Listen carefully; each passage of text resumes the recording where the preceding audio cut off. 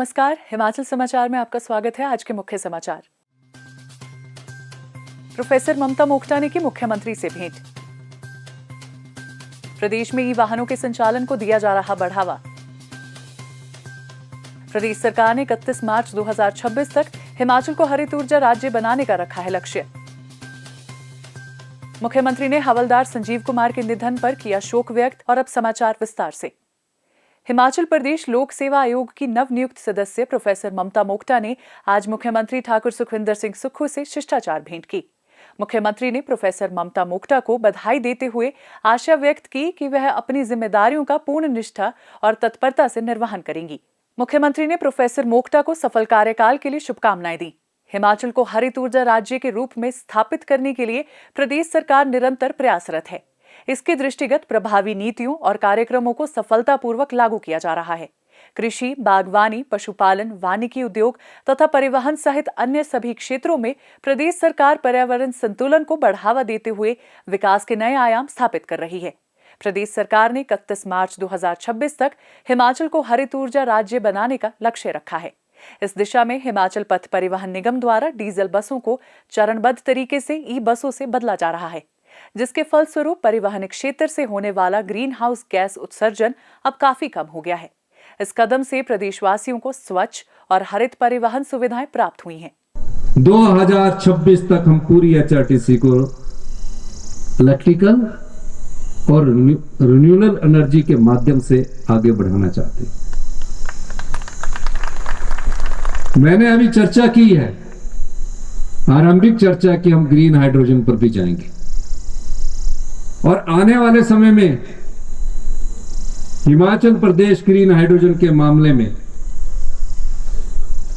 आगे बढ़ने जा रहा है। और मैं चाहूंगा कि 500 जो इलेक्ट्रिकल बसेस के अलावा जो नई टेक्नोलॉजी आ रही है, ग्रीन हाइड्रोजन भी एचआरटीसी की बसों में शामिल किया जाए। निगम द्वारा 412 करोड़ रुपए की लागत से 297 इलेक्ट्रिक बसें खरीदने के लिए निविदाएं जारी की गई हैं। इसके अतिरिक्त 124 करोड़ रुपए की लागत से बस अड्डों पर ई चार्जिंग स्टेशन भी स्थापित किए जा रहे हैं। इन ई बसों की खरीद के अलावा वित्तीय वर्ष 2025-26 में 500 और ई बसें खरीदी जाएंगी। सरकार का यह कदम वायु प्रदूषण को कम करने के साथ साथ पर्यावरणीय संसाधनों के संरक्षण में भी सहायक सिद्ध हो रहा है। ई टैक्सियों के संचालन को बढ़ावा देने में राजीव गांधी स्वरोजगार स्टार्टअप योजना वरदान साबित हुई है।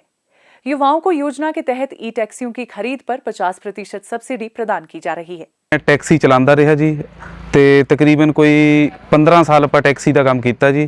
फिर उसके बाद कांग्रेस सरकार बनी तो इन्होंने राजीव गांधी रोजगार स्टार्टअप योजना शुरू की जी। वो तो बाद ਆਪਾਂ ਇਹਦੇ ਵਿੱਚ ਅਪਲਾਈ कर दिता तो अपना चलो नंबर भी आ गया जी।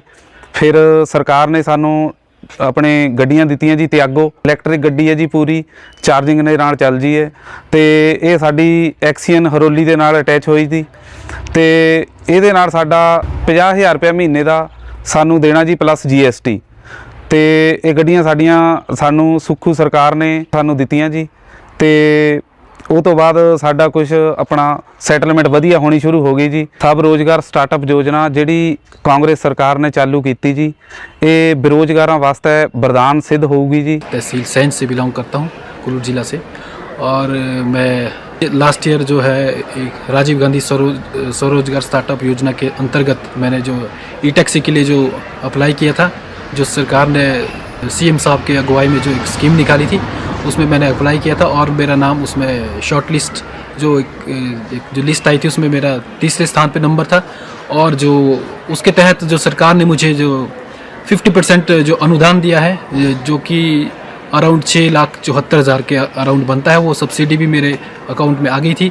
और जो 10% मैंने बैंक में जो दिया है जो एज अ मार्जिन मनी, और उसका जो वो अराउंड 1,35,000 था। और जो 40% जो रिमेनिंग था उस पे मेरा लोन केस बना, जो कि अराउंड 5,40,000 था।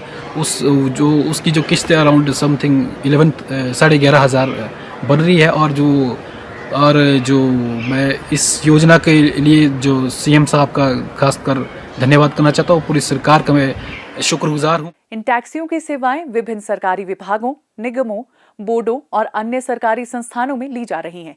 राज्य में 6 ग्रीन कॉरिडोर बनाए गए हैं। जिनमें ई वाहनों के संचालन के लिए चार्जिंग स्टेशनों सहित हर सुविधा उपलब्ध है। शीघ्र ही इन कॉरिडोर में 41 अतिरिक्त चार्जिंग स्टेशन स्थापित किए जाएंगे। पर्यावरण संरक्षण के उद्देश्य से राज्य में चल रहे सभी पेट्रोल और डीजल ऑटो रिक्शा को चरणबद्ध तरीके से ई ऑटो रिक्शा से बदला जा रहा है। युवाओं को स्वरोजगार के अवसर प्रदान करने के उद्देश्य से सरकार निजी क्षेत्र को 1000 बस रूटों पर नए परमिट प्रदान कर रही है। इसके अलावा चिन्हित रूटों पर ई बसों और टेम्पो ट्रैवलर पर 40% तक की सब्सिडी प्रदान कर रही है। हाल ही में परिवहन विभाग ने मोटर वाहन अधिनियम 1988 के तहत राज्य के विभिन्न उपमंडलों के पहाड़ी क्षेत्र और सार्वजनिक सुरक्षा के दृष्टिगत समस्त क्षेत्रीय परिवहन प्राधिकरणों को राज्य के उपमंडलों में यात्री अनुबंधित कैरेज परमिट के तहत ई रिक्शा परमिट प्रदान करने की अनुमति दी है। इसके तहत 400 परमिट जारी किए जाएंगे। प्रदेश सरकार के यह प्रयास प्राकृतिक संपदा के संरक्षण, पारिस्थितिकीय संतुलन और पर्यावरण संरक्षण की दिशा में मील पत्थर साबित हो रहे हैं। मुख्यमंत्री ठाकुर सुखविंदर सिंह सुक्खू ने 13वीं बटालियन डोगरा रेजिमेंट के हवलदार संजीव कुमार के निधन पर शोक व्यक्त किया है। वे बैजनाथ के डंडेरा गांव के निवासी थे और कमांड अस्पताल बेंगलुरु में बीमारी के कारण उनका निधन हो गया। मुख्यमंत्री ने कहा कि हवलदार संजीव कुमार ने राष्ट्र की सेवा में जो योगदान दिया वह हमेशा याद रखा जाएगा। मुख्यमंत्री ने कहा कि इस कठिन समय में राज्य सरकार संजीव कुमार के परिवार के साथ खड़ी है और सभी आवश्यक सहयोग प्रदान करेगी। उन्होंने ईश्वर से दिवंगत आत्मा को शांति और शोक संतप्त परिजनों को इस अपूर्णीय क्षति को सहन करने की शक्ति प्रदान करने की प्रार्थना की है। हिमाचल समाचार देखने के लिए सब्सक्राइब करें यूट्यूब चैनल हिमाचल समाचार, लाइक करें Facebook page information and public relations department Himachal Pradesh और सीएमओ हिमाचल, फॉलो करें एक्स @DPRHP और सीएमओ हिमाचल, फॉलो करें इंस्टाग्राम @DIPR हिमाचल और सीएमओ हिमाचल, विजिट करें वेबसाइट www.himachalpr.gov.in। इस अंक में इतना ही। कल फिर होगी मुलाकात। दीजिए इजाजत। नमस्कार।